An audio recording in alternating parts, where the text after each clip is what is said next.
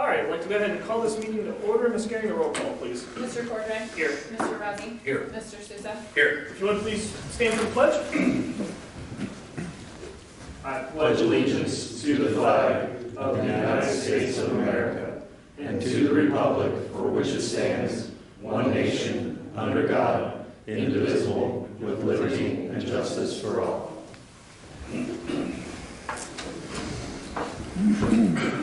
Go ahead and make a motion to approve of the clerk's journal and accept the tapes as the official minutes of the October 21st, 2020 trustee meeting. Second. Mr. Cordray? Yes. Mr. Rossi? Yes. Mr. Souza? Yes. Next item on the agenda are bills before the board. Make a motion to approve EFT direct deposit vouchers 1194253447, 1194253480, and 1194253662 through 1194425375. Second. Mr. Rossi? Yes. Mr. Souza? Yes. Mr. Cordray? Yes. Motion to approve payroll withholding checks 32675-003 through 32675-006 and 32675-036 through 32675-057. Second. Mr. Souza? Yes. Mr. Cordray? Yes. Mr. Rossi? Yes.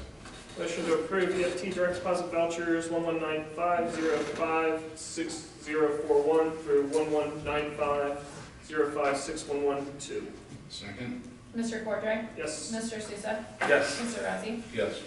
Motion to approve payroll withholding checks 32720-164 through 32720-185. Second. Mr. Rossi? Yes. Mr. Cordray? Yes. Mr. Souza? Yes. Motion to approve checks 82083 through 82094 and void 82049. Second. Mr. Souza? Yes. Mr. Rossi? Yes. Mr. Cordray? Yes.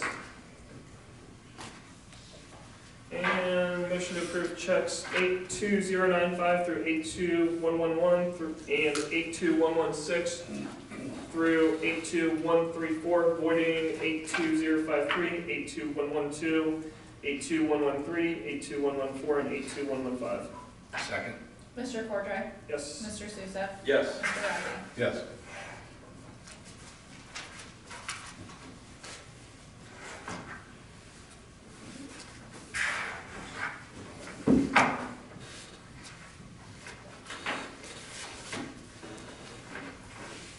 All right, at this time, we'll go ahead and open up the floor to public comments at 6:34 p.m. Mr. Sinners, were there any comments submitted online for this evening's meeting? No, sir. Thank you.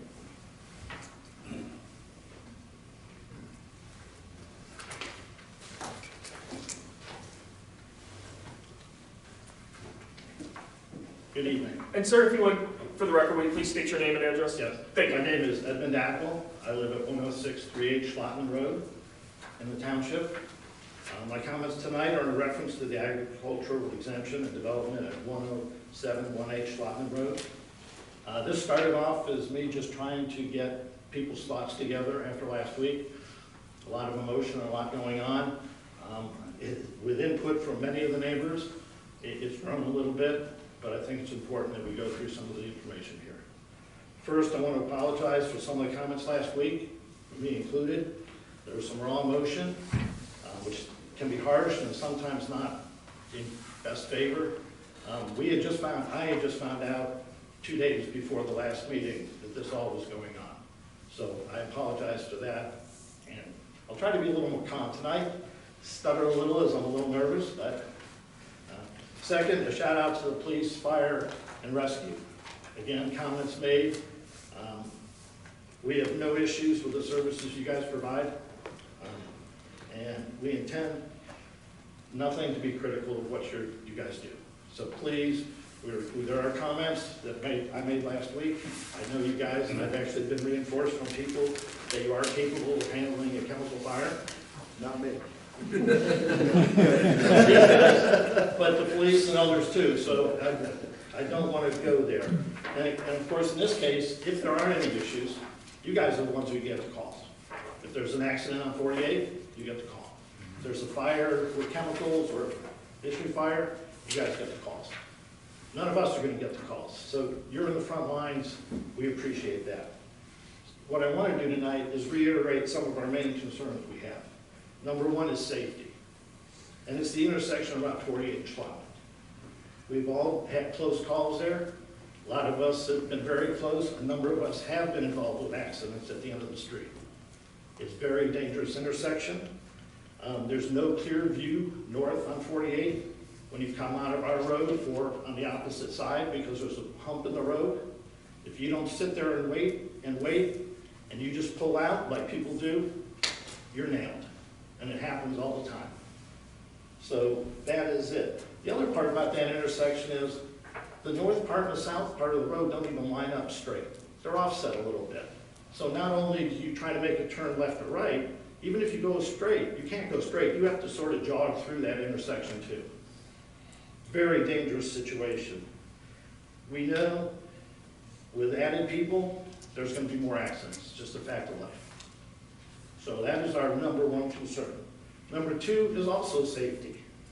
We're against the general public coming down our street for a lot of different reasons. You know, through a retail outlet in a residential street is just totally hard to believe. There's no turnaround at the end of the street. So when someone comes down the street, you got to turn around to someone's driveway. You know, one thing that happened this week, and actually just 2 weeks ago, a large truck came down the street to deliver equipment to this site. Well, where does it park? Right in the middle of the street. Blocks the street for 20 plus minutes. Residents are trying to get in and out, can't get out. You know what? The truck can't turn around either. He backs all the way back down Schwabman Road and backs out on the 48. 55 miles an hour, a semi backing out into the road. Crazy. I mean, it's not a safe situation. Number three is also safety. We need to be convinced and understand that the chemicals and things that are happening on this site are being done properly. There's NEC, National Electric Code requirements around the handling of flammable liquids. That's state and national. That this exemption doesn't get them out of that. It doesn't get them out of National Fire Protection Association things either. So if they get permits, and that's something we'll hit in a minute, they have to abide by all the rules. And we want the board and township supporting that and saying that.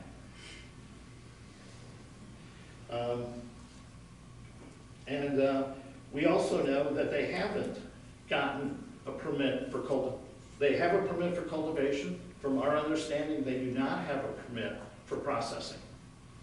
That's a state permit, and I think this board's and the residents' input to that permit should be tracked and added, that this could be a safety issue in this location.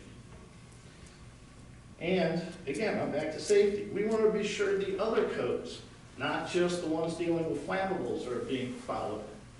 They advertise or say they're processing food for resale, soups and things that are going to be for sale at the site in a refrigerator. That's retail foods. There's a whole thing about Ohio State food safety codes. They've all got to be followed. You know, they're getting into areas they don't know. And number five, I'll say it, it's property values. I live next door. I have 300-foot siding with this property. So when I go to sell my house, 4-bedroom, couple bath, 9 acres, the neighbor is going to say, or this person is going to say, what's next door? My answer is, oh, it's a cannabis farm. They process CBD oils and retail sales. What do you think my property, they're going to go? I don't think we want our poor kids here. And that's a hit, you know? How about one next to you guys? What'd your wife say if the CBD place moved in, just because there was enough property for it? Not acceptable. So those are our main concerns. As a little update, after the meeting last week, we received a letter from the Volzes. It was very interesting. I have a copy. I'll leave it for you guys. It is very revealing, actually. You know, when I first saw what was going on, I've been wondering, what's going on next door? All this commotion, no permit changes, no nothing like that, just activity for a year. Didn't hear a word from the guy. Then he sends us this letter the day after the meeting. Not the year leading up to us to say, hey, neighbor over here, this is what we're thinking, only after we came to the board and had issues. So, you know, and then again, at the time, I was very mad. I'm not as mad now. Actually, after the reading the letter, I'm kind of concerned. They're way in over their head. They don't understand what it takes to take care of 11 acres, plus all the plans they have. And we'll get into some of the plans here in a moment. It's like, wow, these people have a lot of money, and they're going to be hiring people. So I think with the plan, if you read their letter in a little bit, you'll see they're a little out there. I think that comment was reinforced from last meeting. He wants to create, and I quote, a biodynamic ecosystem, improve soil quality, and create an inclusive environment where every animal and its things play its part, from coyotes to raptors to even skunks and raccoons, on 11 acres in a residential area. The reality is the biodiversity on this site has decreased since the day he bought it. He's putting in driveways, tearing down all the natural habitat, putting up fences. It's going the opposite way. If he had any idea what he's getting into now, he'd be working on a low-impact approach to the property, preserving as much of the environment as he can, and improving what he can. It's almost to the point where I don't even know what to say to the guy at this point.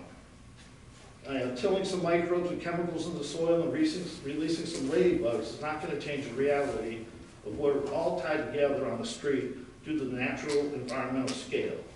We have the same lousy clay soil, the same weeds, the same insects, and the same wildlife, and the same predators.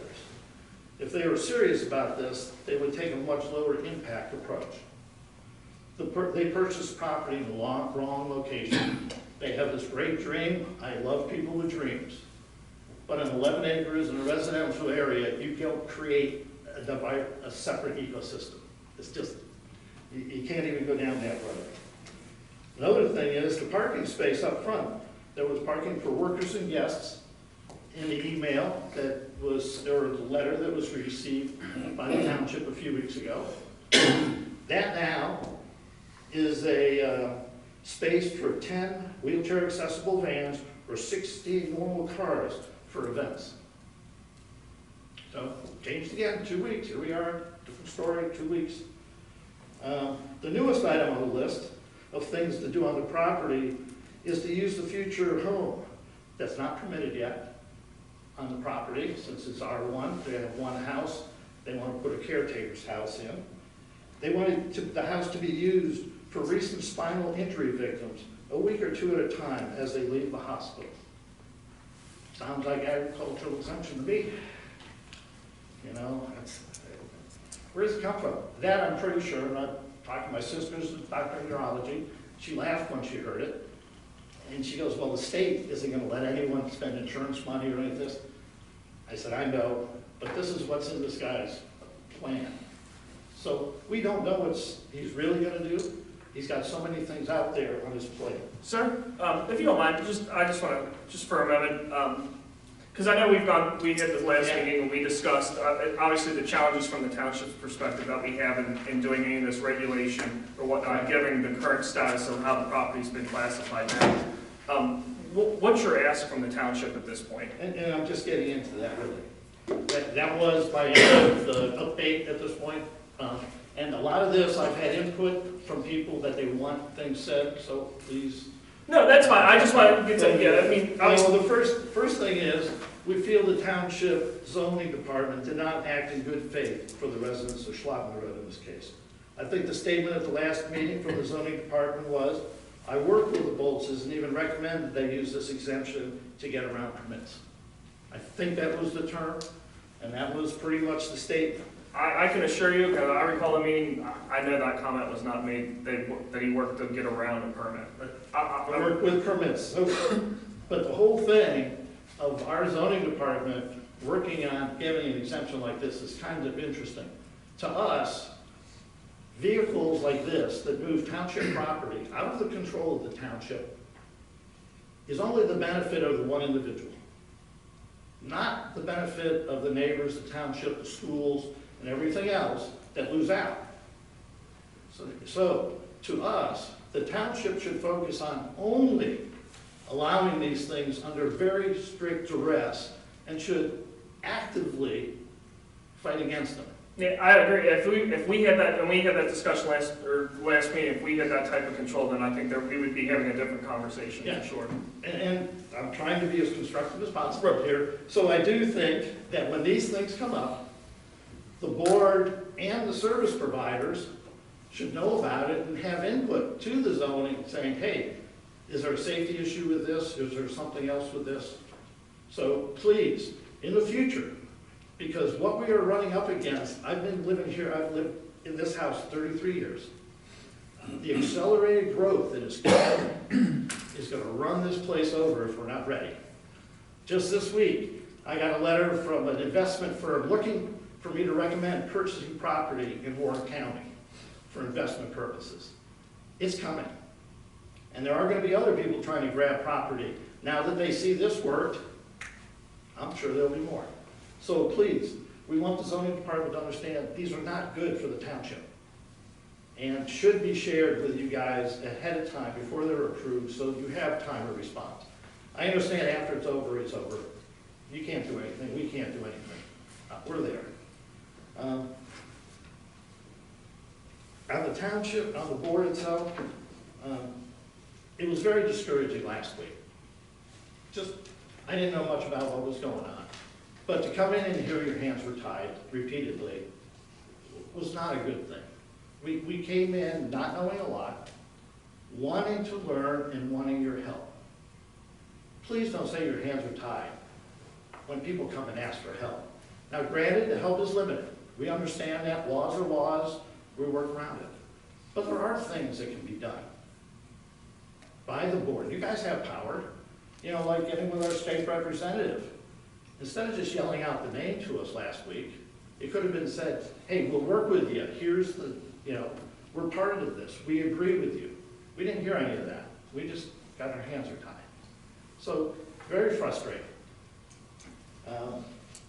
So we know we're stuck with what we got. But we do want to follow up on some things because, like they're advertising. So what is the limits of an ecotourism clause in the code? Kind of curious about that. They're advertising for tours, for a unique ecosystem, parking, events. Kind of sounds like ecotourism to me. So just a little sidelight, but there are things like that that can be pursued. They're going to need permits for the caretaker house. They're going to need sewer permits from the county. Right now, they're building a commercial kitchen and CBD processing area. No sewers. So the county's like, oh no, we don't have anything for that. And I'm like, well, what are they building? So part of what we're getting is between the county and the township, a back and forth over, I only own the floodgates. All the details are over here. So we're trying to figure out for the new driveway, we understand it went in with no permit. They got a permit after it was already in. This is the kind of stuff that we don't like, for good reason. So, we do have options as homeowners in the area. The option we want is just to work with the township to minimize the impact of what we've got. I mean, that's it. That's not asking a lot. And we understand it's not going to go away. Or at least not that we're going to snap our fingers or anything and make it go away. We expect you to exercise the full and help us exercise the full level of the law for scrutiny over permits and things. The place is damn ugly. Some of my neighbors who face directly on it, all they see is these wooden plastic huts with visqueen plastic all stapled to them. That's the greenhouses. This isn't a nice, big, fancy commercial anything. It's a homegrown, all we want is one good windstorm, and we'll be picking them up all over the neighborhood. The other option we got, it's kind of interesting game to play is, hey, if you can't beat them, join them. I've got more than 5 acres. A bunch of us have more than 5 acres. Maybe we go and apply exemptions like this. We all have gardens, have a whole row that stands down the street selling stuff. We're not that way. We understand we try to support the community, the schools, with our taxes. That's part of what we do. We understand that. So doing what they're doing sounds good, actually sounds damn good when you're mad, but it's not reality. We understand that. And the last point, which is, I'm biting my tongue if I'm even bringing this up, but I've been here 30 years, so I know the game in town. There's always annexation into Loveland. Loveland has talked to us in the past about taking the top of the hill there up 48. They would love to have it. We don't want it. But they do regulate commercial places. They can decline this exemption, you know, things like that. And there might be a clause that says, okay, once you come in, you're there. We'll fight it. But the point is, they have restrictions that you don't have, it sounds like. We're hoping that you guys can come up with a plan so when these events happen, we got something here in the township that's going to protect our neighborhoods, our fabric and way of life. We don't want annexation. Hell no. We have people that are retired. I'm close to retirement. I don't want the extra taxes. But if I know I don't have to worry about a retail store next door, that's worth some money to me. So the right answer and what we're really looking for here is that we want the township and the Bolses to work with us to make this just be a comfortable situation. There's no question about that. We understand there's limits to your jurisdiction, what the county can do and all that kind of stuff. We're there. We don't have that problem. The best scenario is for Mr. Bolts to back off his plans of bringing additional traffic and retail and general people onto the street. I mean, that's our biggest issue. It's all about the safety.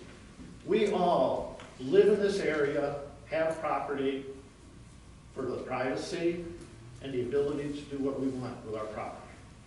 We don't. We think he has that same right.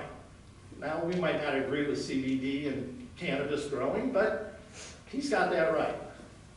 But we don't think he has the right to actually take apart some of the fabric that he actually liked and the reason he bought and the reason we live in that neighborhood. Thank you. Thank you, sir.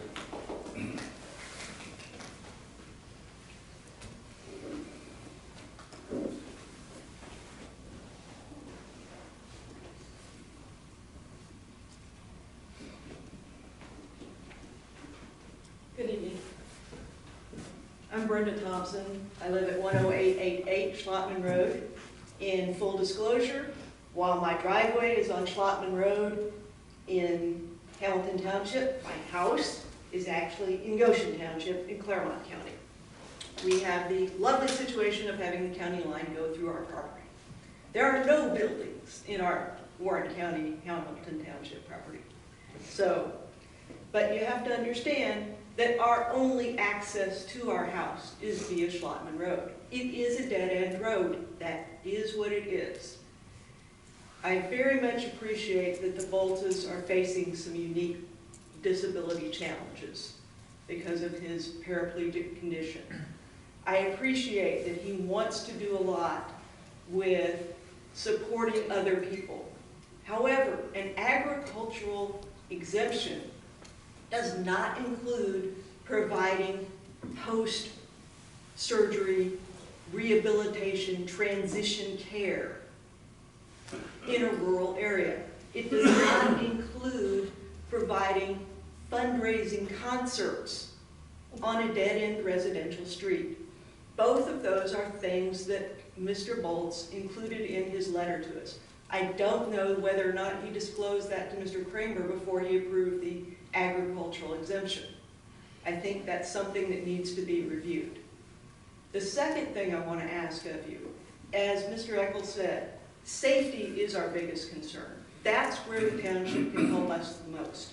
That road is a Hamilton Township road, correct? Yes. It is not suited for semis. As Mr. Ackles said, I was one of the people that was blocked from getting out of the street because somebody in a bobtail semi had to drop one pallet at the Bolts' house. He didn't have a way to turn in, he didn't have a way to turn around. So I had to sit there for 20 minutes while he got his rig off the off the back of the truck, loaded the pallet, took the pallet back to the house, came back out, reloaded his truck, and then proceeded to back all the way down the rest of Schlottman Road right into State Route 48. I was in shock. We've had another situation on Schlottman with damage to property from somebody bringing a semi down that road and no ability to turn it around. With the school buses, someone, I'm assuming the township, created the deal with the rickshaws where we paved it and they have a turnaround down at the end of Schlottman. So I'm asking, if that road is not suitable for semis, it's not suitable for trucks of a certain weight, that needs to be posted and enforced. Right now, there's nothing up there about that. There is on the other side of Schlottman, nothing on this end. So please, for the safety of the residents, do what you can on that. Thank you.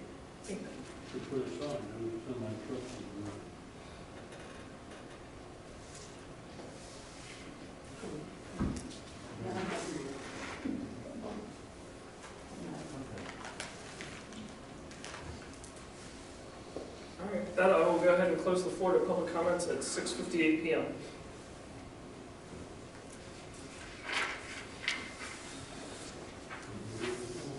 All right, gentlemen, next time on the agenda we have this evening is new business. The first item we have to consider is with regards to turning leaf. This is a motion for turning leaf subdivision is required to perform snow and ice removal services and is requested to contract with Hamilton Township to provide those services. It's a standard when we get this time of year. Turning leaf will pay Hamilton Township $150 per hour with a minimum of 1 hour per call out. Any questions? All right, make a motion to enter into contract with Turning Leaf subdivision for snow and ice removal services. Second? Mr. Cordray? Yes. Mr. Razi? Yes. Mr. Souza? Yes. Next item on the agenda, gentlemen, is Resolution 20-1104, a resolution accepting public streets for maintenance and setting speed limits on Willow Pond Boulevard, dedication in township, dispensing with the second reading and declaring an emergency. And again, this is a standard resolution that we get when the roads are turned over to us from the county. We've seen this before. Any questions? All right. Make a motion to approve Resolution 20-1104, a resolution accepting public streets for maintenance and setting speed limits on Willow Pond Boulevard, Hamilton Township, Warren County, Ohio, dispensing with the second reading and declaring an emergency. Second? Mr. Razi? Yes. Mr. Souza? Yes. Mr. Cordray? Yes. Next item on the agenda is Resolution 20-1104A. This is declaring nuisances on properties and authorizing the removal of junk cars, refuse, debris, and high grass and weeds. We have about 5 properties listed. Did gentlemen have any questions or concerns or whatnot on these properties? I don't. I mean, kind of stated earlier when we reviewed these, we're getting really good compliance overall on these when we're seeming to have to increase our frequency of these that we're trying to enforce and clean up, but overall it's going well. That's correct. Yeah, we're sending quite a few letters out, and it was the direction of the board to really get out and attack this issue. And 95% of the people that we send a letter to, the first letter we send out, and the next week the zoning inspector drives around and everything's taken care of. So, really good compliance and some good feedback, and then of course there are people that don't comply and have to address that as well. So this resolution is basically a final notice. That's correct. Correct, it still will have 7 days to comply. So sometimes this gets them even more into shape. So we may not see all of these need to be abated. And that's the hope. The hope is that we don't have to abate any of those ourselves. They'll take care of it. With that, I'll make a motion to approve Resolution 20-1104A, a resolution providing for and authorizing the removal of junk cars, refuse, debris, and high grass and weeds at the specified properties listed in Hamilton Township, Warren County, Ohio, declaring a nuisance and declaring an emergency. Second? Mr. Souza? Yes. Mr. Cordray? Yes. Mr. Rossi? Yes. That is all we have as far as new business this evening. We are going to move into the work session items. We have 3 items to discuss this evening. First item is going to be with regards to the fire department, medical personnel organizational structure, I believe. Is that going to be Chief Reeves?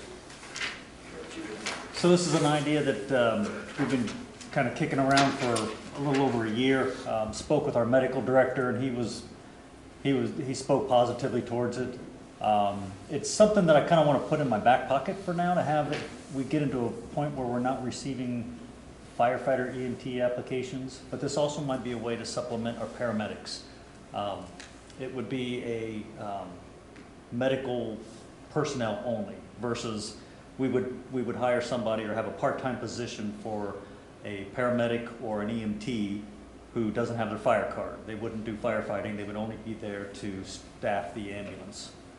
And I would only use this for supplemental. I don't want to decrease the number of firefighters that I keep on duty. This would only be to allow me to put this person on the ambulance so I can take that firefighter and put them on a fire truck and staff my fire trucks better. But this is, the downside is with firefighter EMTs, the law allows us to pay them, or pay Social Security instead of a retirement system, whereas medical personnel would be required to pay into PERS.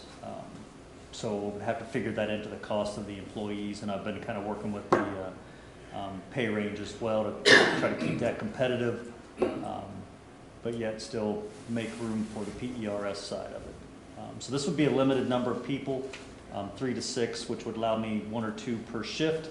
I would go for paramedics first because that tends to be what we're the most short of, and would give us the most bang for our buck, would be the paramedic, and allow me to take those senior full-time firefighters and keep them on the fire truck. Because our ambulances just keep getting busier and busier, and we are frequently leaving our fire trucks understaffed. So like this would be like, for example, if we staff like 6 today, you would still have 6. We would just add an additional 7th person that would be just assigned strictly to the EMT, paramedic, and then you'd move that person, in theory, back onto the fire truck to respond. Right. That way. Okay. Does it open up a larger pool of candidates? Actually, I understand my medical director stated this, and speaking with actually one of the care flight nurses here recently, because most of the nurses are also paramedic trained, that there is a pretty wide available pool of people out there who want to do emergency medicine, but really don't have the opportunity to do that. Pretty much if you only have a medical card, your options are the private ambulance services, which typically don't do emergency medicine in this area. Anybody around us dabbling in this, doing this currently? Yes. So I believe Wyoming does. And shoot, it's on the other side of Cincinnati. One of the care flight nurses of Sharonville, her husband works there, and they're getting ready to do that, I believe. So with this, you talk about, how we would commonly, Brent and I mentioned this too, fire engine follows a squad because the way we're structured and, Right. having flexibility for people to leave that scene or whatever. If this got implemented down the road, does this create an opportunity to maybe create an efficiency where those medic runs, we're sending, am I hearing you right or understanding correctly, that would be the goal, that you wouldn't have that event happen and then you're sending a squad and a fire engine like you do today, the fire engine stays staffed and Right. stays behind for a fire call? And that would also allow, yes, and that would also allow us to, instead of running the fire truck all the time, because as far as our protocol goes, there are certain types of critical runs that require 2 paramedics in the back and still a driver.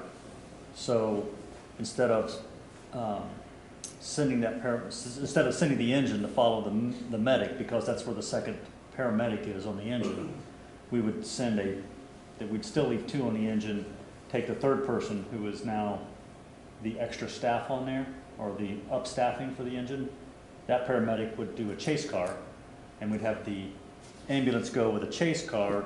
If they need the second medic, they can take that person and leave the car behind, or that person can return back to the station when the ambulance goes to the hospital and get back on staff in the fire truck. Okay. No, I think that's a good idea. I mean, it makes sense, especially because I know we're definitely heavy on the EMT side of runs for sure. Yeah. What type of direction, I guess, do you need from us? Is it just as far as something that you're looking to post now, or just something you just bring to our attention, just something you may? Right now, I'm bringing it to your attention. It would be considered, I guess, a new position, so you would have to, I think you would have to probably move to create that position.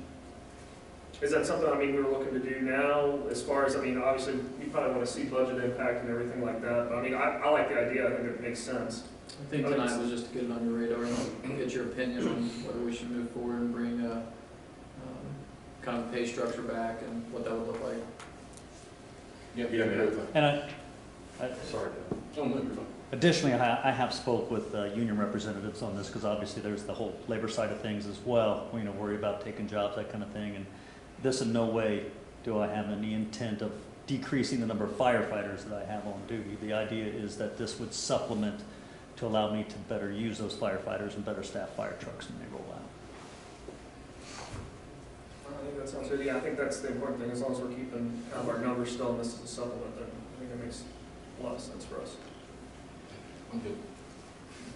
So something potentially you'd like to maybe move forward in next calendar year and start experimenting? Yeah, Yeah, I mean, I'm comfortable with whatever exploratory process we have to go through, Kelly or whatever, from an HR perspective, you know, pay to be, you know, to be competitive. Are you thinking because these folks aren't trained in both, that, and just, I'm spitballing here, do you think they compensated roughly similar to your people today, a little less because they wear one hat, or they have more medical training so they expect a greater pay, or any thoughts on that yet? good question. Okay. So I'm thinking they might consider the PERS part of it a benefit, to where the pay rate, I can drop down a little bit to to pay for the PERS, that they would be paid hourly a little bit less than what our part-time firefighter medics would be paid. Okay. Thank you. All right, gentlemen, next item on the agenda we're going to talk about is, on the work session, is with regards to the community center, and Mr. Sayers.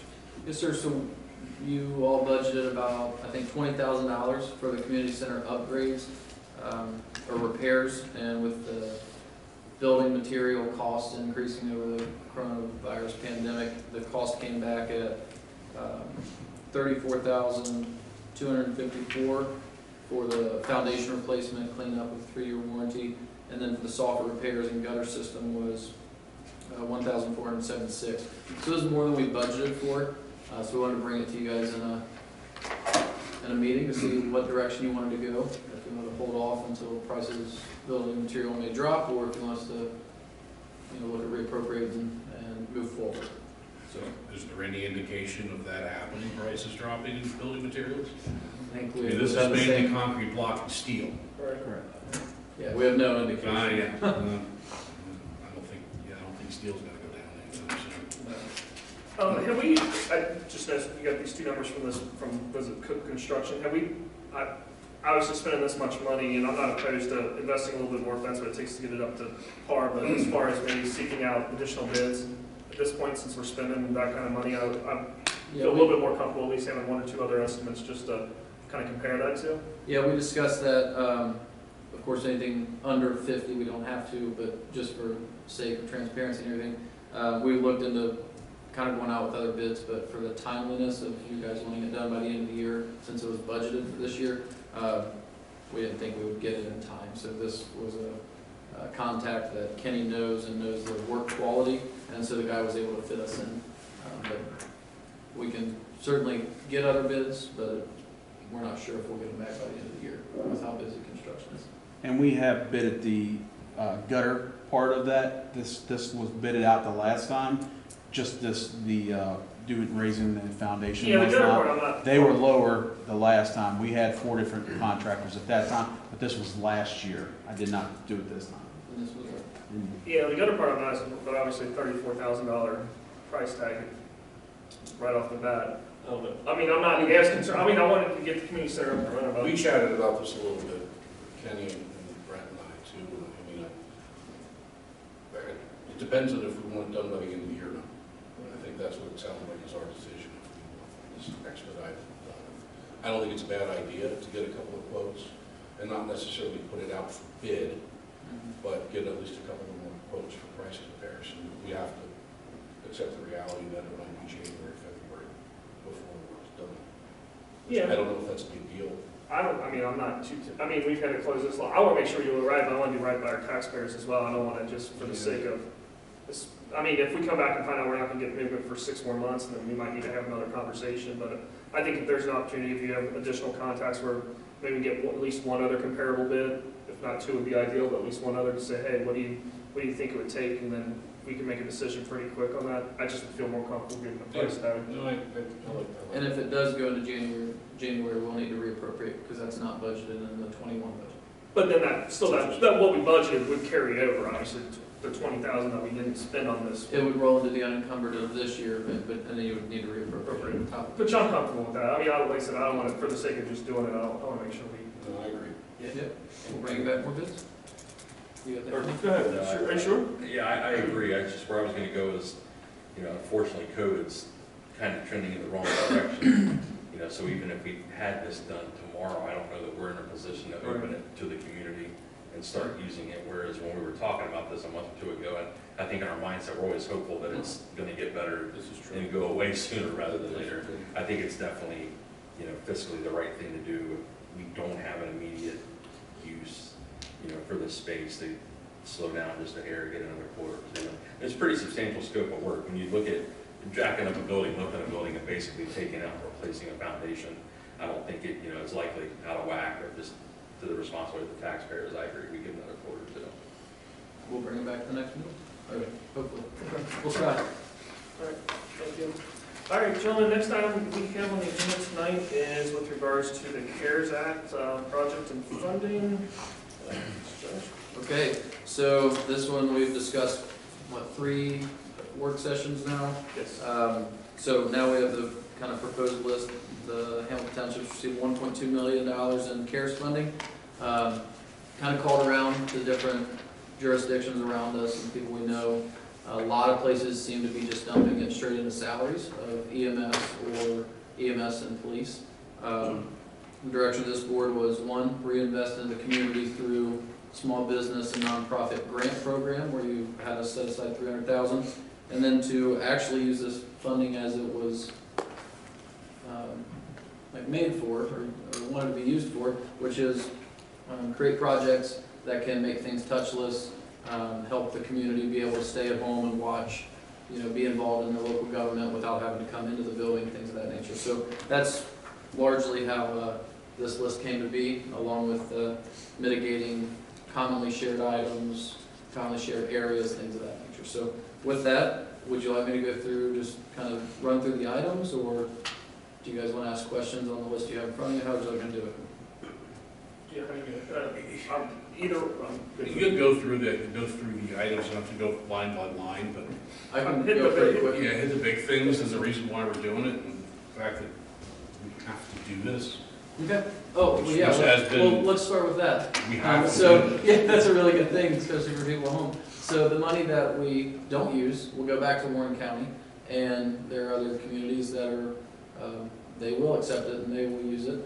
There are most, I don't say most, there's the ones we called, most of them have just dumped it straight into salaries and have offered Warren County very graciously that any money that comes back, we'll take more of it for our salaries. So we do want to use this money to provide touchless, areas and places for people to, become a little more safe given the coronavirus. So we are using, our intent is to use all of the funds. So the first one is right here in the meeting room. We're going to redo the audio video. We've been streaming the meetings and using that tripod with the camera, and there's audio problem, or not audio problems, but there's times where people watching online have a hard time hearing. especially during the public comments portion. So redoing all the audio video in here to include the one meeting where we had the overflow in the lobby. We'll have speakers that will be set up, same speakers in here in the lobby, along with the television out there that will project exactly what people see online as well. We'll be adding touchless lights throughout this entire building, the maintenance building, and Station 77, updating cameras to where we can do more Zoom calls, because nearly every county and state meeting is now through Zoom instead of us driving up there. That also includes conference call phones, one per department. We have had to work remotely for a large majority of the year, so we want to get 2 backup laptops in case actually all the admin staff and department heads have used their personal laptops and agreed to continue doing that. But if one of theirs went down, we wanted to be able to provide them with a backup township laptop, along with 1 cell phone. That was for Ms. Gearing when she, all the calls that would normally come to the front desk went to her cell phone. So we want to make sure to provide a township cell phone for that. Do duct ventilation cleaning throughout this building and sanitizing. We'll be providing touchless faucets, toilets, urinals, and soap dispensers throughout this entire building and the Testerman Park bathrooms. We'll do reimbursement for legal fees and IT fees through each department, and those were things that were specifically billed to us for the coronavirus issues. We have, we're getting a scanner that we have all of the maps, and our records retention schedule requires that any map be kept forever. So we have a ton of maps downstairs and up here and in Alex's office. And so we're going to get a scanner to digitize those so we can file those online for people to review them, so they don't have to come in and physically handle the maps. We've looked at standalone hand sanitizer stations. We're going to order 6 of those just for the meeting room. Fire station now has a public entrance now that we have a new building, things of that nature, along with the sanitizing bags. The grant program, of course, was $300,000 of this. The 2 drinking fountains, making those touchless drinking fountains. Foot pegs to open and close doors. That was all the administrative items, along with the digital marketing sign out here. That way people that don't have access to Facebook that come into the building to get their information can now just drive by and see our information, where we can put out what meeting times, events, anything like that out there, so they don't have to come out and physically come into the building to look at the billboard or talk with Lindsay and get information. Public Works, we're looking at a sanitizing power wash unit. The police department, we're looking at reimbursement for legal fees, IT fees, and overtime, along with, we currently have all our MDCs, which are our computers inside the cruisers. Those are all shared and removed and installed into the cruisers. We'll get 1 for each officer, along with the shared workstations. They all share the same computer, same drawers, all that. We're going to do 4 rolling stations, and each officer will have their own laptop so that they can make sure not have that transition. So all those items kind of go with those. And the setup fees for that. For fire, we're looking at UV light disinfection. This will actually be kind of used organization-wide. They're UV lights. I think the chief's buying 3 of them. Is that right? That was so if a police officer comes in contact with coronavirus, they can put this UV light in the cruiser, and it's like 15, 20 minutes, and it's supposed to kill everything in there. So ordering those. Horton Ambulance, which is specifically designed for a virus like this. It has UV lights and ventilation systems. Salary reimbursement, same as the other departments for when we had to put people on quarantine and things. A digital marketing sign for the same reasons out here in front of fire stations 76 and 77 to display messages and updates on the coronavirus, and of course any mitigation that we could help provide information to the community without them having to come into the building. IT upgrades, we're going to have computers put in Station 77 and 76, so there can be simultaneous training occurring, so that the firefighters from 77 don't have to come up to the training room and join there every time there's a training. We're looking at a 40 by 60 triage tent if we ever have to do mass testing or any type of triage or quarantine. Touchless light switches again through 77. Same situation with the water fountain. Lucas devices, these are compression devices, like for CPR, but they're hands-free. Fire turnout gear, we're going to provide 2 crews worth of turnout gear, so if there are any contaminated fire uniforms or gear, they can grab their extra set and keep rolling with the normal duty day. And a sanitizing like scrubber for the bays. That's what we have. All other expenses that are not otherwise used for these above mentioned products would then be rolled into evenly split between fire and police salaries, but we tried to get that as low as possible as from the direction of the board. I do have a couple follow-up questions. One question that just kind of dawned on me with regards to the IT perspective.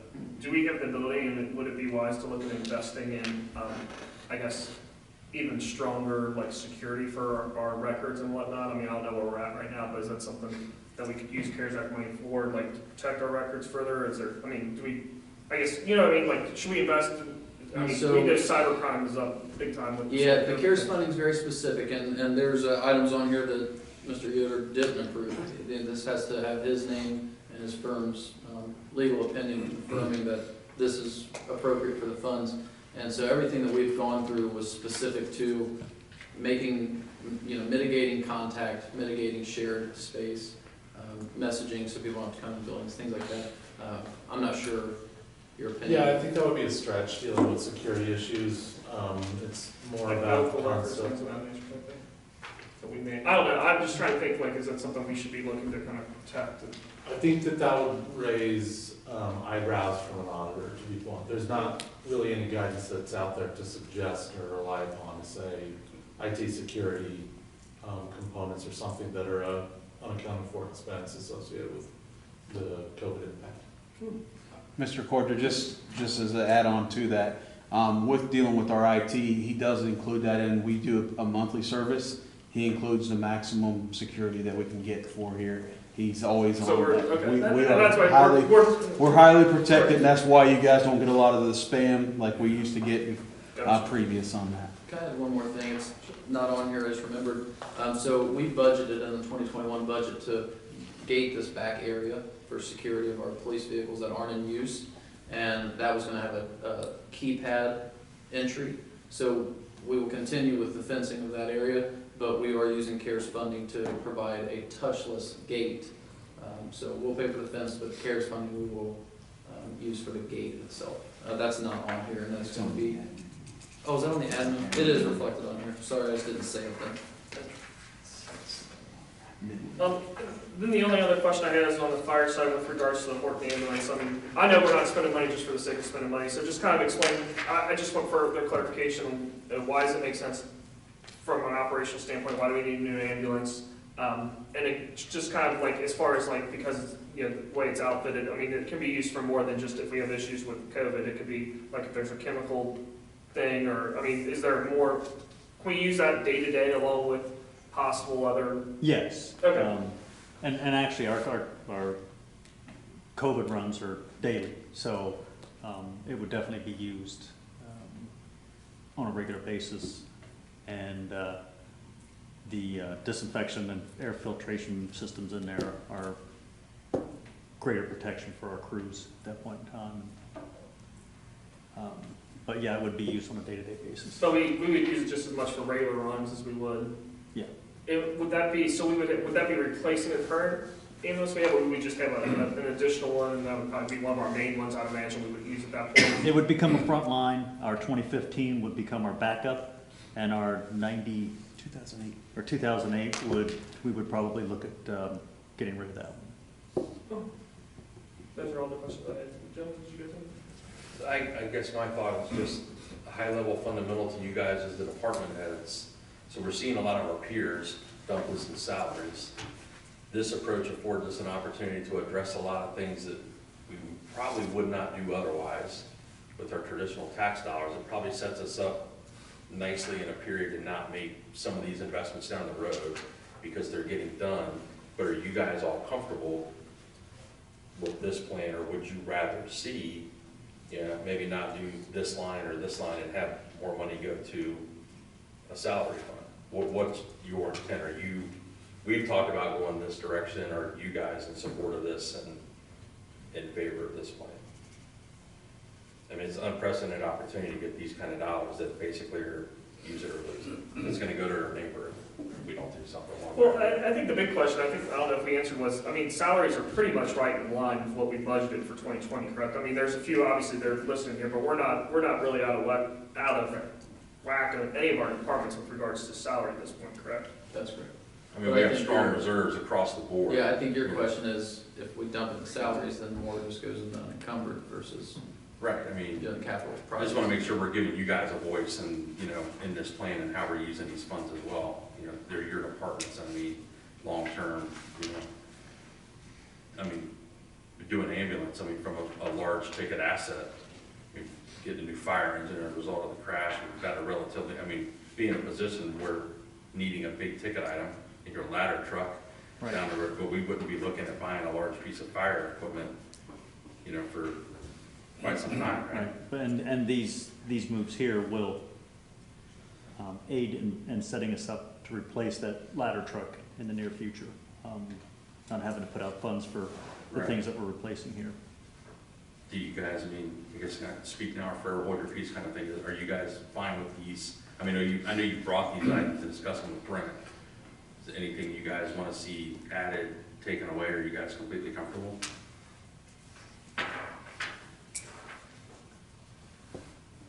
I'm good with it. Deferring, starting with seniority and working our way down. Okay. So that's Kenny. Well, with mine, there's not much I can put towards it, so Right. I'm comfortable with it on my side. Okay. And legally, you have no I'm problem comfortable with with my anything regarding. department. You got a lot on you. But you have no issue, I mean, we don't know how this is gonna go from an audit standpoint. Yeah. And I feel more comfortable in using it for things that we can say in a COVID environment, instead of just, if this from an audit standpoint, people just throw it in their salaries and they had nominal COVID impact in their department. You're completely comfortable defending any of this if it gets to that point? Yeah, I mean, we're all making up the law as we go. We do as best we can with the guidance that we've gotten out there. There's a lot of guidance, on small business stuff for whatever reason, sub-grants, different concepts. There's some that are a little more novel. So a lot of, we've talked probably 20 different times on all these things. None of these are out of line with what anyone else is doing, nor are they things that I think that I can't, legitimately defend. There were some things that make sense that we kind of for instance, some capital improvements in parks relating to outdoor recreation, it makes sense. There's a bent up demand for all of that. There's some guidance that's out there that talks about you really shouldn't be using this as a way to accomplish capital improvements that you're going to be doing otherwise. So rather than risking it, including things that we thought weren't defensible in here, we thought, you know what, let's not do that. And there were some gray areas that, it was kind of like, you can put it on there and I'll defend it, but with our perfect audits, we didn't risk it. We took off the grant. We took off the grant. This is very defendable, and we think very responsible. My question is long-term maintenance of this stuff, this equipment. So you're adding a bunch of TVs, audio, video equipment, things like that. Do we want to consider that as a possible budget impact in the next couple of years? Because we've got all of this shiny brand new equipment, but it has to be maintained.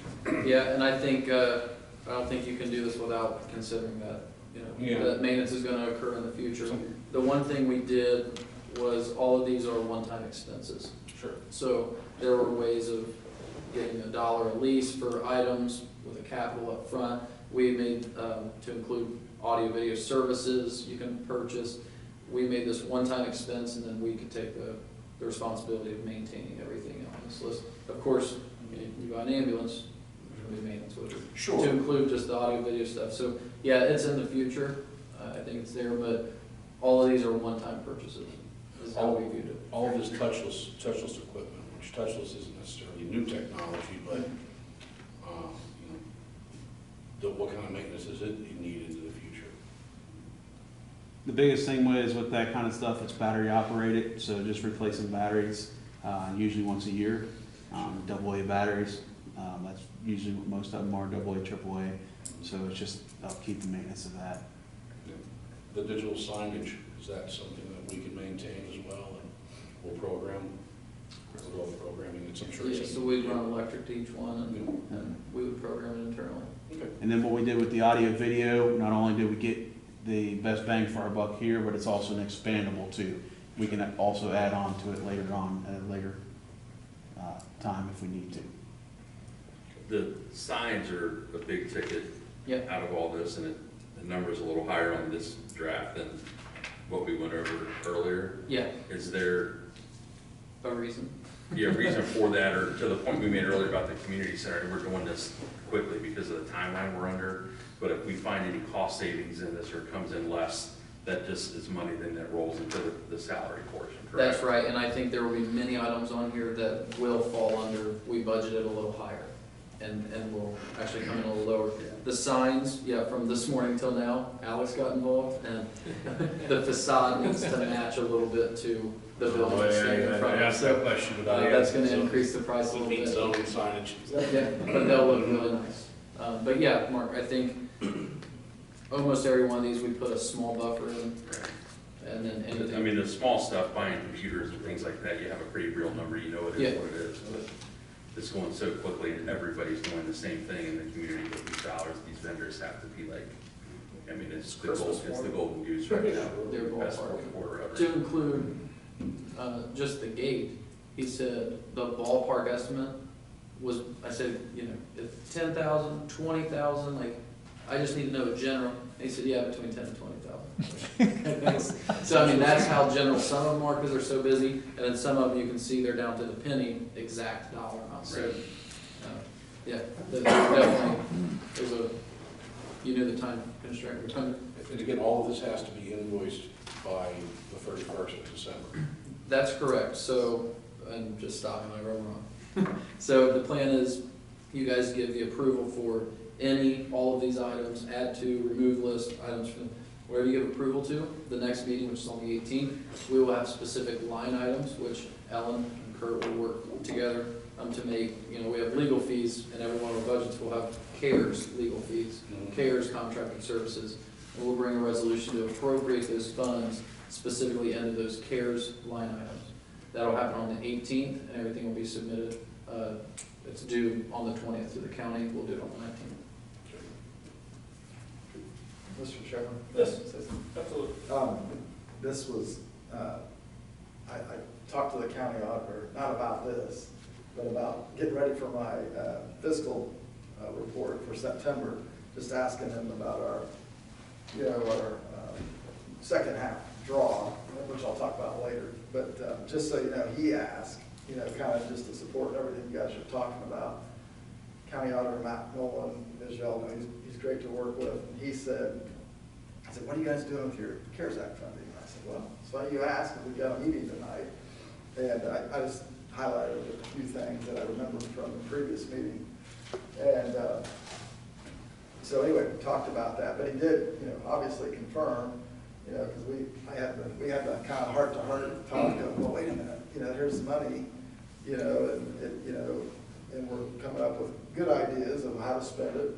And but is it true? If we don't use it, we lose it. Because absolutely, to Ben's point, I think what everybody said before, and as a taxpayer, it's one of those things. You're trying to really, it's hard to accept, but obviously that's And he says, yeah. He said, Kurt, he said, if this money, if you guys don't use it, it will get turned back. Because the cities, you mentioned Mason and Lebanon, Springboro, I'm sure you mentioned some others, but they're ready for it. In fact, I've told them,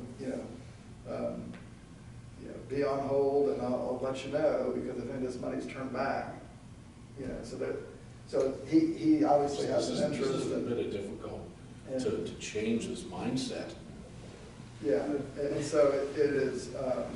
So anyway, and he said he had the same type of conversation with the county commissioners, and they've got some things in mind as well for their portion of the CARES Act. But anyway, So I just was hitting some of the highlights that I could remember, which wasn't as extensive as this list. And I said, and the way I ended it was, as I said, and then obviously, you know, if there's, you know, besides all the items we come up with, we talked about salaries and then he's just so you guys know, and he said, you know, I didn't have a chance to get with Brent on this because I had a busy afternoon after I talked to him, but he just basically said, well, you can do it on fire, is what he said. But so, and I said, oh, not police, and he said, no, but probably maybe a follow-up conversation with Matt, just to, but there again, I mean, I'm sure if it's designated for COVID, you could, but I mean, that was his, you know, just gut reaction when I said salaries, and so that anyway. And I'm sure, you know, there's all kinds of, this is all new, like you said. And then the other thing he said is that, you know, and I was thinking it was the 15th, so I mean, we didn't really hone in on that date, 15th of November, but so it's the 20th. So and then, but he did say it has to be spent by, you know, the end of the year, right? Yeah, 30%. So, yeah. So anyway, I just wanted to share that as a. Just happened to have a conversation, and he'd love to hear back.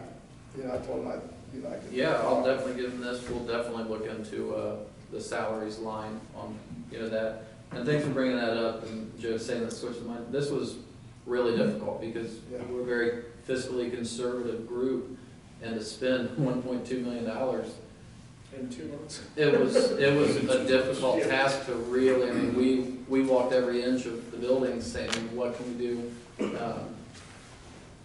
Lindsay could have spent it really quick, she said, but no, it was tough because that's not what we're used to doing. We're used to saving. Right. But yeah.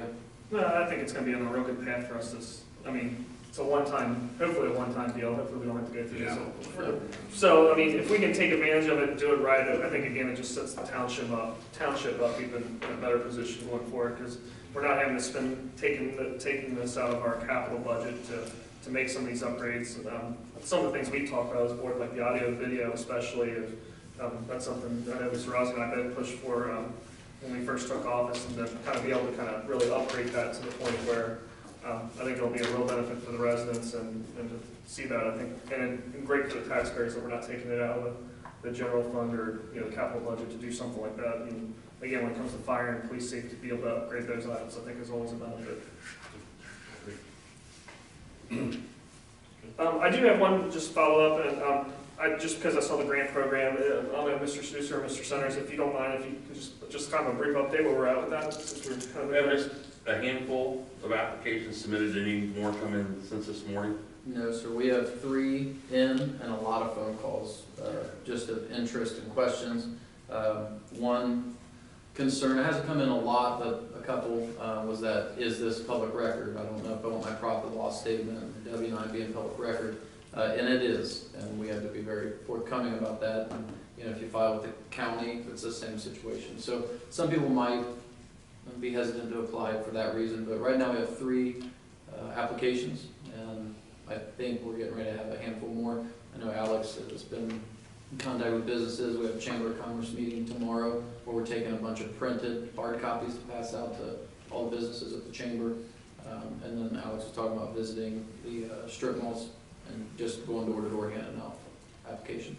Yeah, and Britt and I talked about maybe, you know, end of this week, beginning of next week, kind of the midpoint of the application period, maybe another social media message or a little video or something, just creating some urgency. But who knows what the volume will look like, but there is a chance that won't encumber the full amount that we've talked about in the grant program that would then roll to the salaries portion of what we're looking to do.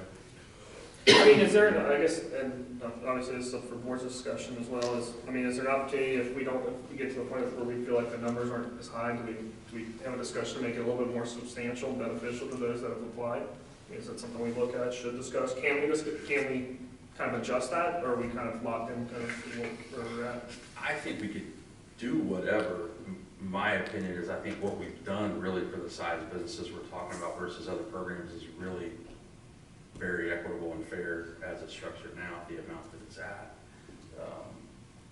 I mean, my thing is obviously I want to make sure, I mean, if we can do a little bit more, I mean, to me, it's to the benefit of the township to protect businesses the best we can. If we can give them even a better footing to make sure that they're open past this, then I'm all for it, especially if we stay within our $300,000 budget. So that's kind of where I'm coming from, is I know maybe end up being a little bit different than the county or whatnot, but I'm okay with that because it's taxpayer money, and if we're doing it to benefit the township, then I think, if that's the difference between, business closing in 2021 or business staying open, then.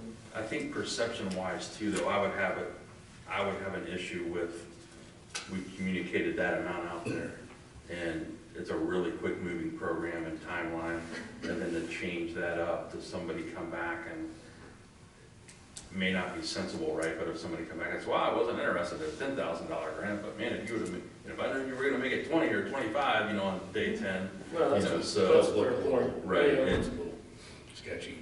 I would probably prefer to keep it. I just promote it, Yeah, We will. promote the heck out of it.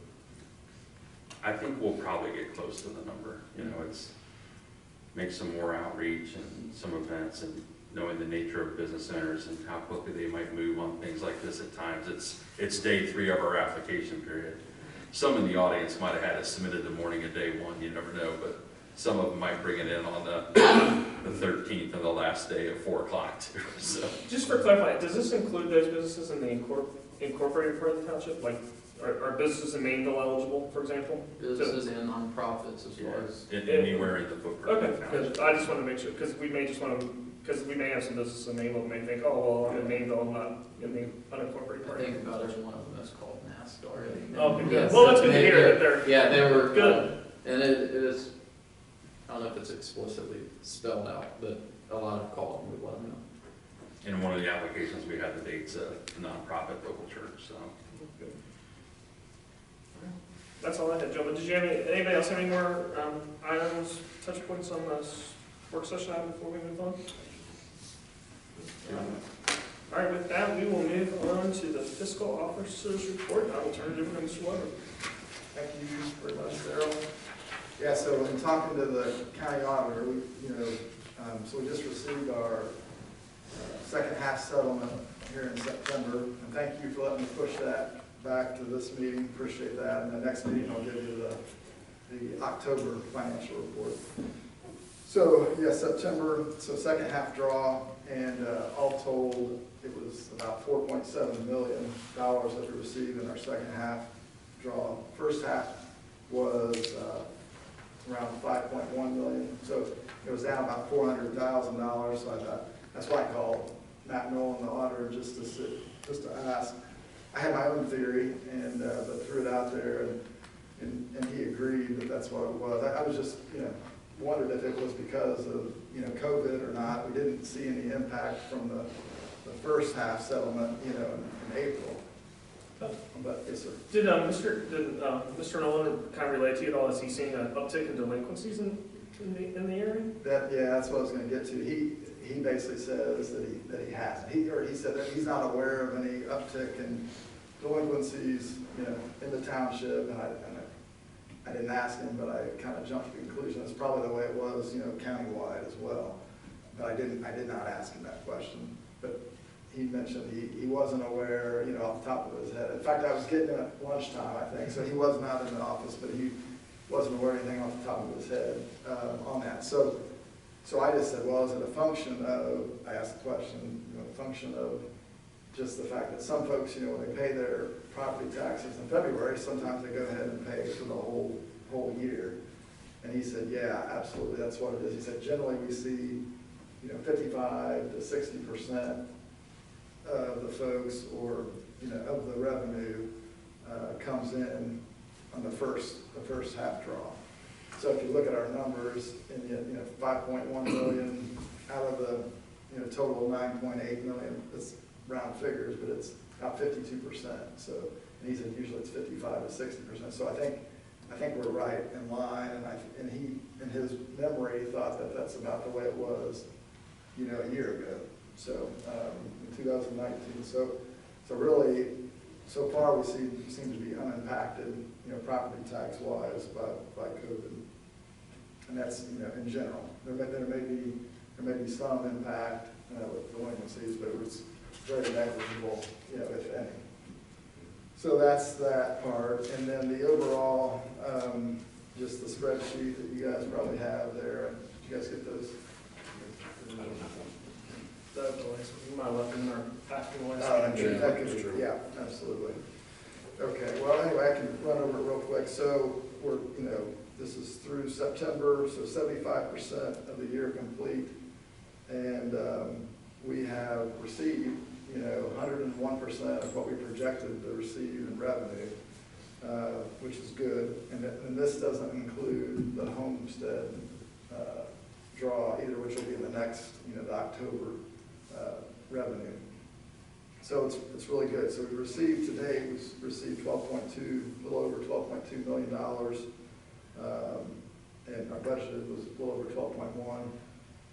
We have year-to-date spent a little over $8.7 million, which is about 64%.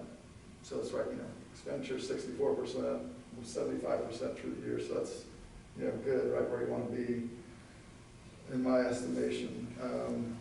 Our budget's a little over 13.6 million, and we spent that 8.7 million. That's where that 64% comes in.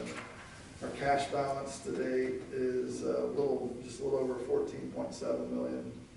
And then if you look at the cash flow summary by fund, it's just, looking at these numbers, I mean, it's, we already talked about the property tax settlement.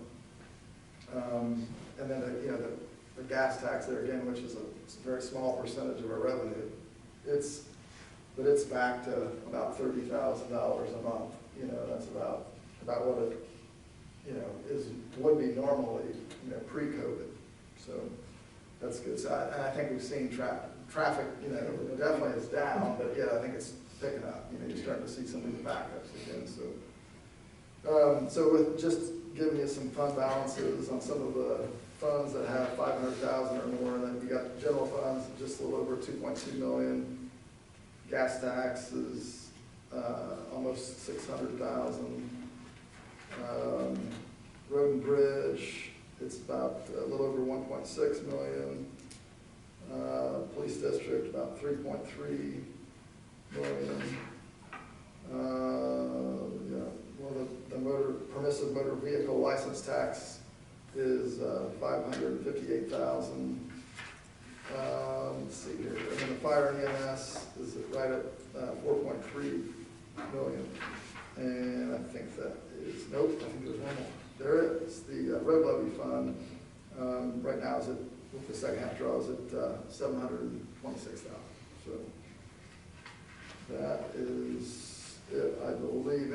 Any questions you guys have or anybody have? You just feel like we're definitely just right on pace where we would expect the year to be. I guess opposite, even if there wasn't COVID, budget-wise and whatnot, and revenue-wise, we're pretty much on pace. Yeah, I do. I think you guys have spent, 65% of the budget, and you're 75% through the year. So that's a general, that's a high-level gauge on where you're at, which is good. And then revenue's actually, a little bit more than you projected, and you've still got, the rest of the year. But most of the revenue's already in, but you'll have the homestead exemption and or the homestead settlement, excuse me, and you get some revenue a little bit, every month. So. And all those numbers you're given are our normal budget, excluded our CARES projects. Correct. In fact, do you and Ellen have some challenges incorporating those revenues and expenditures into our normal budget? Well, pretty seamless, or? Next meeting, you'll see in this spreadsheet, you'll see a line item for that CARES Act funding. In fact, I saw that Ellen put it together, and it has that incorporated in there, and it's actually a fund of its own, is what we've set up. Okay. Right. So it won't convolute a lot of our other, the only impact to our existing funds today will be those salary amounts that might flow to a couple funds. That's my understanding, correct me if I'm wrong. Well, it's not to correct you, but also the cap. So you mentioned there's 14.0 million. That's because that 2.1 or 1.2 million is also included. So the cash balance is representative of That the is, savings account. so the next, you'll have a CARES Because we line. have received it. We have received That it, makes and it's sense. will encumber it into the next. So it's not, so yeah, so the spreadsheet for September does not show a line item for it, but okay, it's in the cash, flow, that makes sense. And then ultimately, but it will be in the October spreadsheet, which I'll give at the next meeting. Okay. Good. And I think that's all I have, unless you guys have other questions. Thank you. Thank you, Mr. Wilbur. All right, next item on the agenda is the administrator's report. Mr. Centers? I don't have anything tonight. I wanted to thank everyone, especially our emergency services, for a safe Halloween. Everyone had a nice turnout and a good safe Halloween, but no, we don't have, all of our attention's been going to this CARES fund, so I really don't have too big of an update. Things are going really well. Thank you, Mr. Centers. All right, next item on the agenda is trustee comments, and I'm going to throw somewhat of a slight curveball real quick. I do want to bring up one item for the board to discuss and maybe give some direction. I think one of the things that the residents of Schlattman brought up, I think is definitely something I think that the township can maybe do some looking at and addressing, is with regards to safety as the roads. So with the board's direction, if you guys feel this is necessary, I would like to kind of look into further, maybe see if there's some common sense things we can do to kind of help with that intersection. Maybe partner with the county and Mr. Figgy with the Public Works Department to go out there and just kind of take a look and see from, make some recommendations if there's some things we can do as a township, and maybe partner with the county if there are some improvements that need to be made with access. And then maybe even if we can pull some crash reports from maybe from 2017 through year to date, just to kind of understand that further, because I think that's one of the things as a township, from the taxpayer's perspective, they did pass the road levy for improvements, things of that nature, and I think if there's definitely, if we can see a substantial need there and do something that makes sense within the budget, I think that's definitely something from the safety side that we could definitely look at for those residents. If I may, we did kind of look into most of what you just mentioned. Crash reports, Kenny and I drove the road, walked the road, Alex and I went out there. Other than regrading the entrance, which would, to line it up, the count, we do replace guardrails out there decently, probably not us, you guys, replace guardrails out there more often. It's a higher accident road. We know that, but without lining the road up, which you would have to literally move the entire road, there's really not a whole lot. We did look at it, we looked at crash reports. And most of that project there in that intersection would fall under the state because they have the right of way along with the intersection. It has been looked into multiple other times before, and the funding just isn't there for that, as they have higher importance, unfortunately, to other areas they're doing. But most of that work would be done through the ODOT, through the state itself as that section there. So one thing the road would be a lot of money, but is it something we can push a little bit harder? Yeah, that's what I would like to see a report. Even I know one lady mentioned about there's a sign that seems to be in the way. If we even look at that and say, hey, yeah, we can move the sign, but I think it'd be something it'd be good for, and I appreciate that you guys have done that, but if you can maybe get it in a hard copy to us and say, hey, this is kind of what we saw, this is what we're seeing, maybe we can look at it at next meeting or two as a work session, I would say, these are the things we think we can do, these are the things that really fall, they have to follow the state, but I think anytime when you talk about safety, kind of again go back to the crosswalk on Stevens, anytime you can kind of look at safety and if it makes sense, I think as a board we should look at it. Obviously I'm speaking for myself, so definitely If there's some safety concerns, we can bring some a little bit more attention from those that can help with funding to address it as in any street or neighborhood in the township. Yeah, I If it think needs attention, we can at least push it in that direction. any little items, any things that could be done to improve visibility, or a sign about semis, little items like that. Even if Kenny wants to, think proactively, I'm not opposed to seeing any option out there and what a price tag associated would be that could improve the situation. And while we're kind of on the topic, and while Wilma's still here, a a couple of things that came up in the gentleman's comments, I mean, seem to warrant, you know, I get the concern. So like, from a chemical standpoint, what, if you know as the fire chief there are chemicals there, what are your opportunities to make sure that they are being stored, handled properly, et cetera, in that agriculture exemption environment? What can we do to, you know, calm concerns and make sure that, what can we enforce in that scenario? There was a letter that just recently came out from the State Fire Marshal's office about hemp processing facilities, and they are required to follow the fire code. But it falls under the State Fire Marshal. So that's who would have to do the enforcement at So- this point. And I'm just curious, I don't know the answer to this. Does the state fire marshal then kind of, like, for lack of a better term, punt that to the locality to do that? Or I've does got that- Corey doing some research on it. Okay. Because I mean, and I think it's fair. I mean, I don't want to be restrictive of what someone's trying to do within the law, but I also want to make sure to the residents on Stockman Road that we're doing what they're asking of us and protecting them. And, you know, and I think that's fair, right? If someone's doing something there, it's outside the box, it's a newer thing, and they may do something that just purely be inexperienced or being naive to what the expectations are, I think that's really a reasonable request to make sure that if that's something that we can do to make sure that laws are being followed and risks aren't being put in place. And obviously, if they get into the agritourism, which I think Yeah. Mr. Yoder talked about, it definitely falls under our purview at that point. Does that, Okay. can they do like a, Alex, can they do like a dual, like the ag exemption they did and then go into ag tourism? I mean, is that from a zoning perspective? Is that, I mean, or does that become like really gray on, because obviously it's. Yeah, I think there are some rules around ag tourism. that Yeah, there's perhaps- a whole ORC section dealing with agritourism, separate from just agricultural. You know, I think what we reviewed at the time, I don't know if there's something additional from the new letter that they referenced that wasn't a part of what they presented to the township, but we can look at whatever, whenever, and whether, you know, it's agriculture, agritourism, or something that's not ag at all. We're happy to, you know, call balls and strikes when we see them. Yeah, and I think, and I maybe just read between the lines a little bit, that they sent this letter out, and he's mentioned, you know, all these things that they envision maybe doing.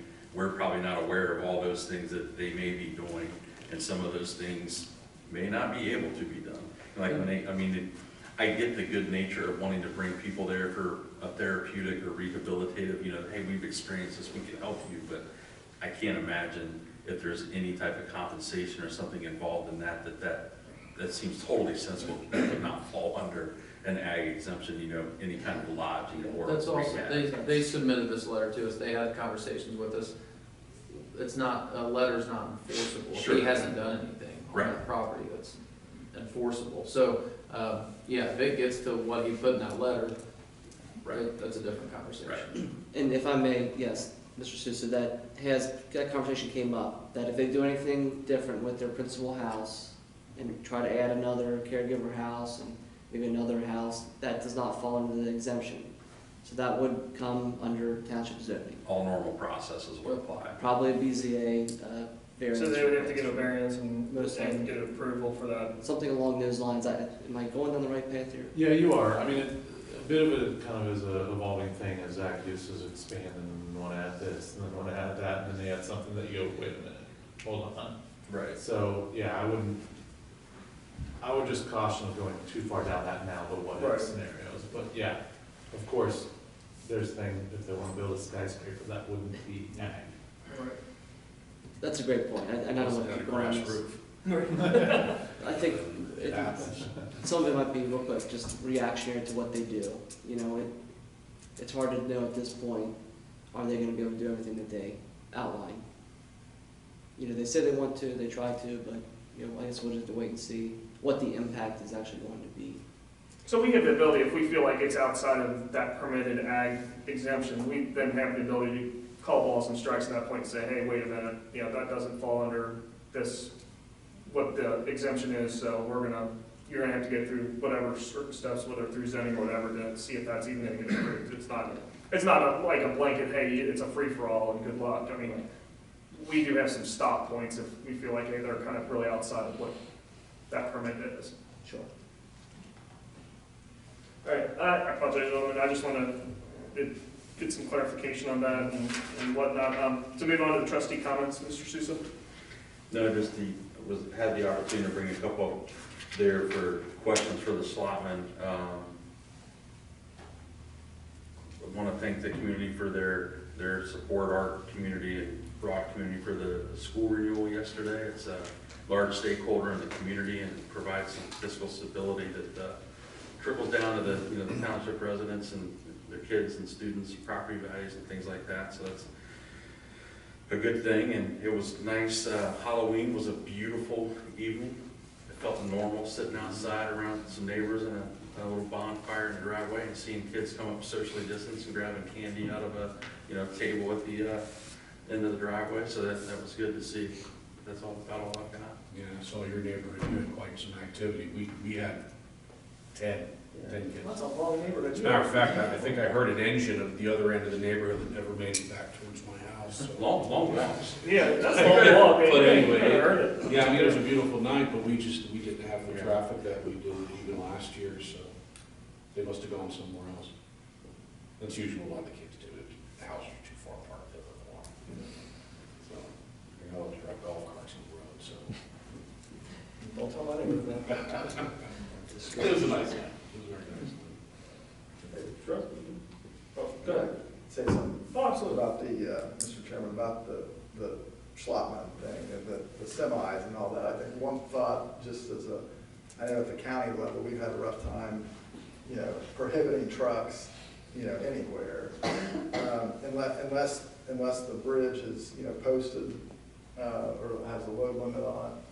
So I know Schlotman, that bridge right off of 48, as you head down the dead end, I mean, that's in great shape. We replaced that not too long ago. It's a box culvert, and the county did. And so about the only thing, I mean, what we do on King Avenue and Grandin Road, just because of the geometrics, and you can't make the turns, we have the signs that say impassable. I don't think it's big enough. Yeah. It's not big enough. There's a flashing sign on it, a flasher on the sign, and people still, disregard it. But anyway, I mean, I don't know, maybe want to talk to Ben on that, but that's been our experience. We generally say we can't post anything that says no trucks, if there's, if the bridges are suitable load limit wise, which they are in that case. So maybe the township has some other abilities, but anyway, that was one thing. And then the state, that is a state route 48, and always looking to the north, that's visibility is a challenge. But I don't know if they've ever checked if the state's ever checked the sight distance or anything like that, but there may be some things but there may be some low cost things they could do, but maybe we can get our heads together and think about that. Yeah. And if I piggyback, I would like a little more direction, because we had an hour and a half worth of public comments, so we spent a lot of time on this and looked at kind of every angle on what exactly you're wanting us to do. We've looked at, obviously the county, it's permissible to have, that's a public road. You can have traffic down it, you can have semi-trucks down it. They know they can't turn around, and they can back up, and it's unsafe. We don't disagree with that, but it's not enforceable. It's a public road, and the bridge is safe for them to travel. Township's partnered with the last house, and actually when we did the resurfacing, resurfaced up into a full turnaround. And with that agreement, it was just a handshake agreement, but they allow our snow plows and our emergency vehicles to turn around there as well, but we resurfaced up there for them. If we install a sign, it has to be a standard sign.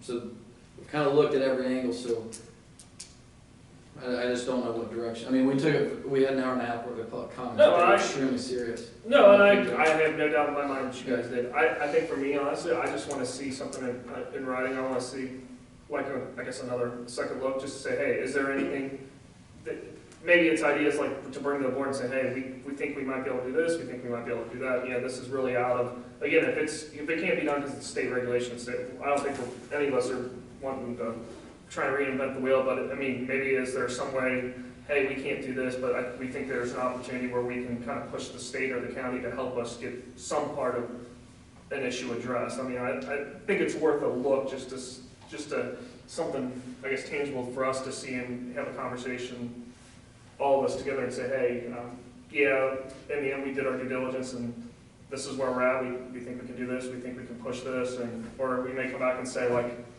there isn't a whole lot, but I think for us as a board, I think we kind of want to get in on the conversation, so to speak. At least that's kind of where I'm at. Yeah, I agree. Okay. One of the directions too that Brent and I was talking about, just to piggyback as well, is possibly seeing if we can reduce the speed limit, but that requires a traffic study going through that direction, and that falls totally on the state. The state doesn't think that it needs it, then that's where we're at on that, but that's the last direction we can go as far as that. The no-through trucks, you have to have an ordinance through. We've tried this with other, like on Hopkins Road, there's been other roads, we cannot enforce that without having an ordinance. Yeah, and I think that even if it comes down to as simple as, hey, 100 feet from the turn, there's a hidden turn coming up on 48, so somebody on 48 knows that they're flying up over the hill or something, that, hey, they're like I see all the time, used to be on the west side, hidden driveways. Man, even if it's just, that's all we can do, but if that's an improvement, if that may help, I think that's something we can address as board. It's just something I think at least I do, and the board members do want to kind of dig in a little bit, see our eyes up.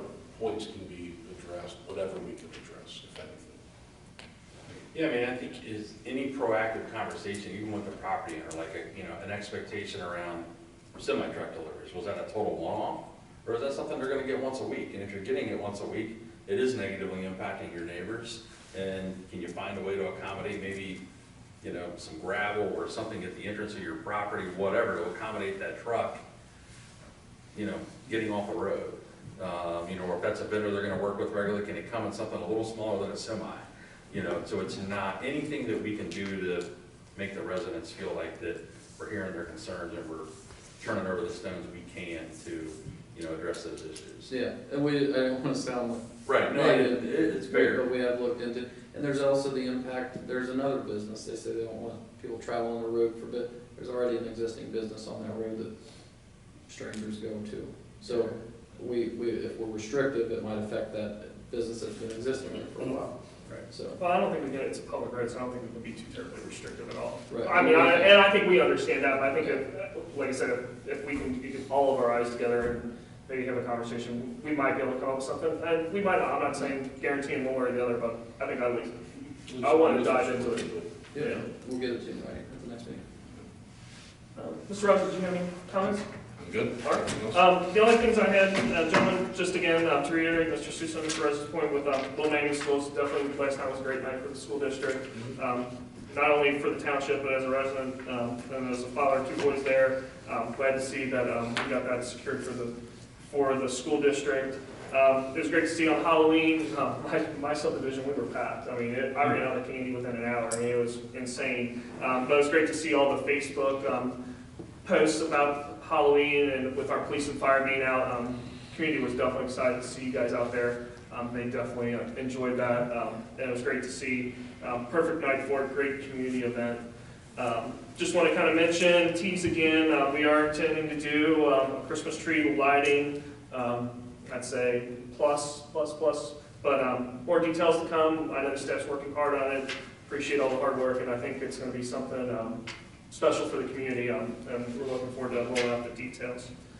And with that, so we do have an executive session this evening, so I'll make a motion to go into executive session in reference to ORC 121.22, section G, subsection 4, reviewing negotiations or bargaining sessions with public employees concerning their compensation or other terms and conditions of their employment at 8:10 p.m. Second? Mr. Cordray? Yes. Mr. Razzi? Yes. Mr. Sousa? Yes.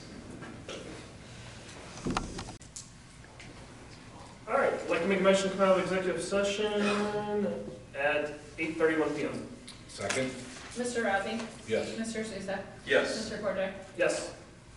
This time, I'd like to make a motion to enter into contract with the IAFF Local 4055 Firefighters Union.